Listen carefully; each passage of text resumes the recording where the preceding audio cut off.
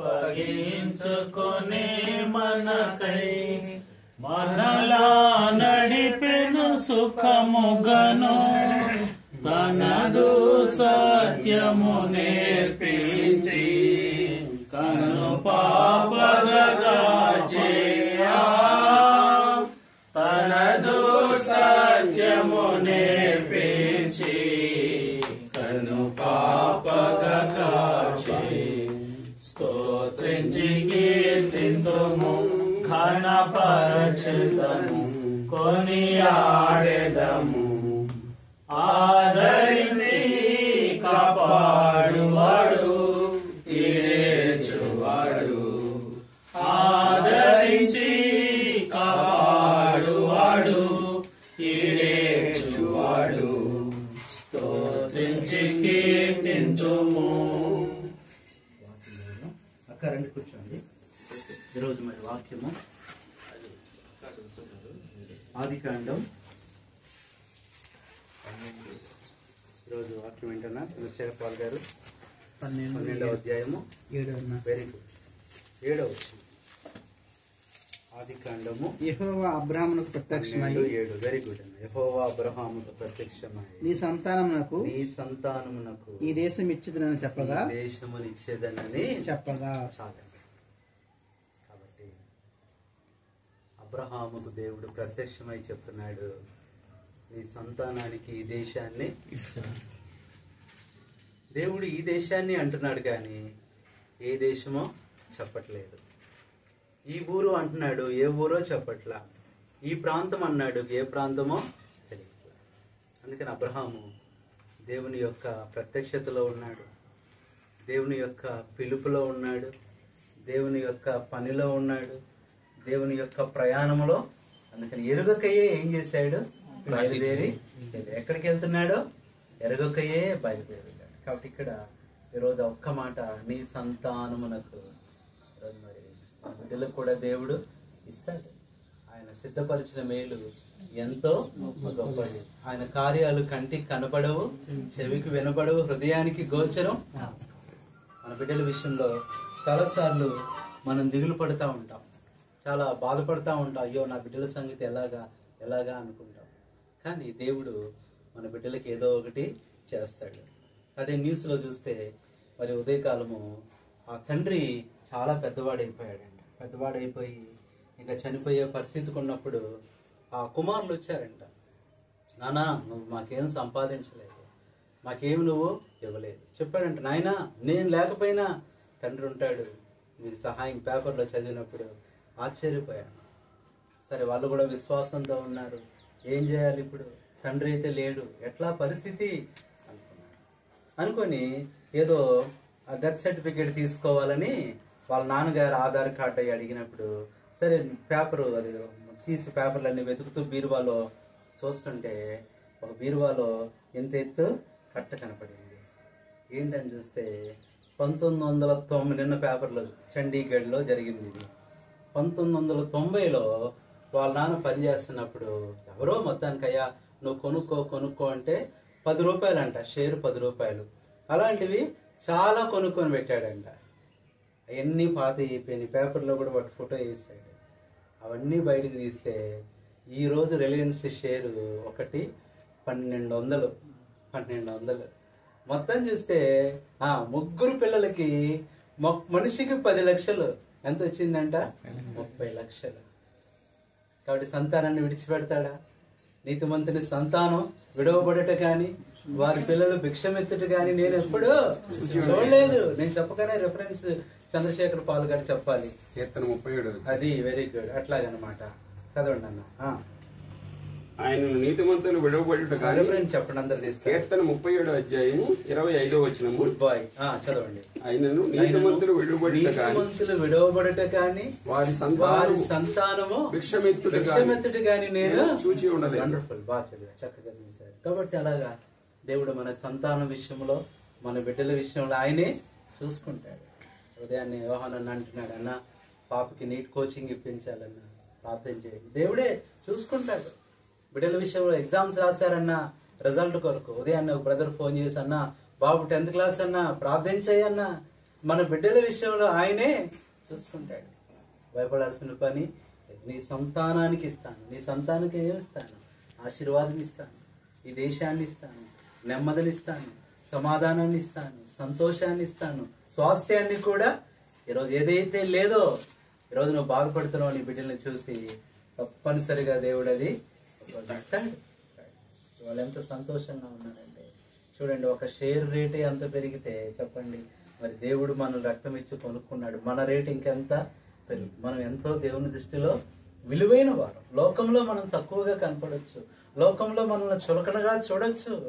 చూడండి, సువార్త చేస్తా ఉన్నప్పుడు భలే తక్కువ చూపు చూస్తూ ఉంటారు. కొంతమంది ఎంతో అసహ్యంగా చూస్తారు, కొంతమంది కోపంగా చూస్తారు, కొంతమంది ఎంతో చేదరించుకొని చూస్తారు. ఇందాక జోసెఫ్ చక్రవర్తి అన్న ఏం చేస్తారు, డ్రైవింగ్ చేస్తూ చోడవరం వెళ్తున్నాం లోపలికి. ఎవరో ఒక ఆయన పాపం షర్టు కూడా లేదు, ఒక లుంగీ మీద ఉన్నాడు, పెద్ద ఆయన. అయినా ఆయన అసహించుకోకుండా ఏం చేశాడంటే వ్యాను తోలుతూ స్లో చేసి ఆయనకి ఇస్తుంటే నేను గమనించానండి, ఆయన అన్నను అసహించుకున్నాడు.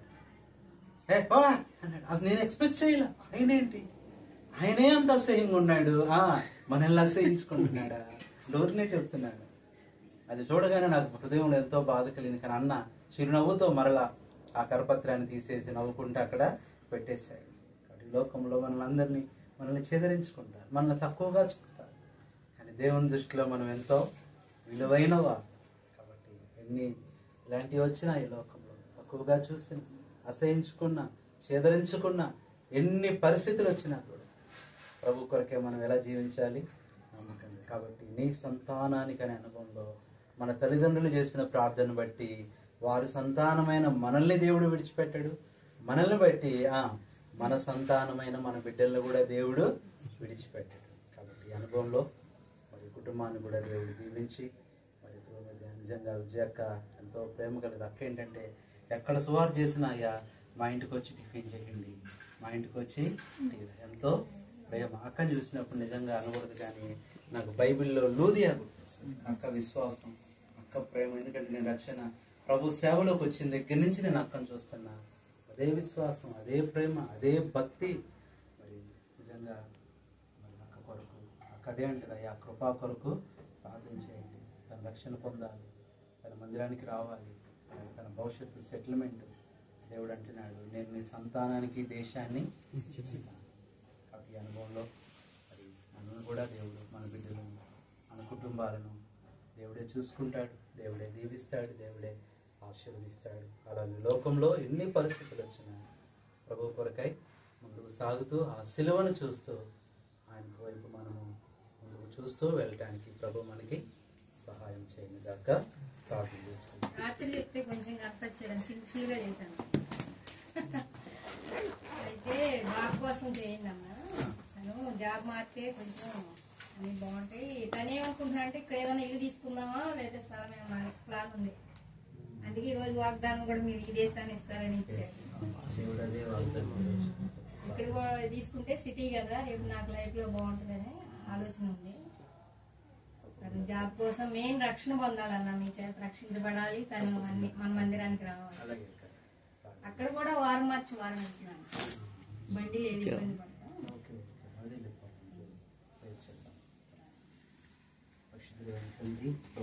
క్రీస్తు నామంలో ఈ పాదముల కొందనాలు స్తోత్రాలు చెల్లిస్తున్నాం. ఆదికాండం 12 ఈ దినాన ప్రభా సాగుతుగా వాగ్దానంగా నీ సంతానములకు ఈ దేశమును ఇచ్చేదని చెప్పారు. నిజంగా ఆ రోజు అబ్రహాంకి ఏమీ లేదు, నిజంగా దేశము లేదు. అప్పుడు ఆ మాట చెప్పినప్పుడు సంతానం కూడా లేదు. కానీ నమ్మాడు, విశ్వసించాడు, ఆ దేశంలోనికి వచ్చాడు, ఆ సంతానాన్ని పొందాడు. ఆ సంతానం ప్రభా దేశాన్ని స్వతంత్రించుకున్నారు. ఇప్పటికీ కూడా అబ్రహాము సంతానమైన ఇశ్రాయేలు ప్రజలు ఇశ్రాయేల్ దేశాన్ని స్వతంత్రించుకొని ఎంత ఘనమైన జీవితం, ఎంత ప్రపంచమంతా ఒక్కరోజైనా ఇశ్రాయేల్ దేశం గురించి ఆలోచించే అలాంటి గొప్ప జ్ఞానము, తెలివి, సామర్థ్యము గల సంతానముగా మీ దాసునికి ఇస్తూ వచ్చారు. అబ్రహాం విషయంలోనే కాదు, మా విషయంలో కూడా చేయగలరు ప్రభు. దాసుడు చదివినట్లుగా నీతిమంతుని పిల్లల విషయంలో ప్రభు వారు విడవబడరు, వారు భిక్షమెత్తుకోరు అనే అనుభవాన్ని బట్టి కూడా స్తుతిస్తున్నాం. ఈ సమయంలో మీద అవసరాలు ప్రభు అక్క విజయక్కని బట్టి ప్రార్థన చేస్తున్నాం. మరి దినం తండ్రి మరి పెనంలూరు చోడవరం మధ్యలో అంబేద్కర్ కాలనీ ప్రాంతంలో జరిగిన సువార్తను బట్టి కూడా స్తుతిస్తున్నాం.